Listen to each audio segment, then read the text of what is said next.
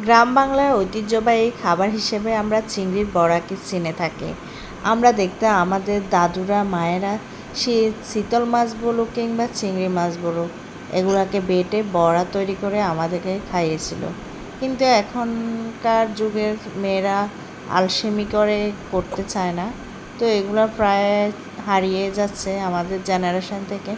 তো আজকে আমি ছোট চিংড়ি মাছ ছিল ফ্রিজে, ভাবলাম ওগুলা দিয়ে বড়া তৈরি করে খেলে কেমন হয়।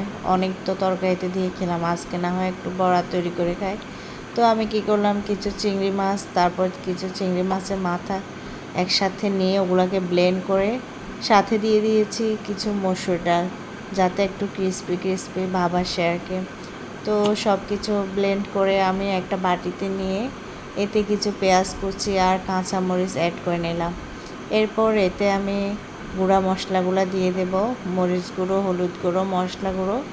তো সব কিছু দেওয়া হলে আমি এগুলো ভালোভাবে একদম মেখে পেঁয়াজু শেপ দিয়ে দেব, আমরা যেভাবে পাকোড়া বানাই আর কি। তো এই ছিল আজকে আমার চিংড়ি বড়া। টাটা, আল্লাহ হাফেজ।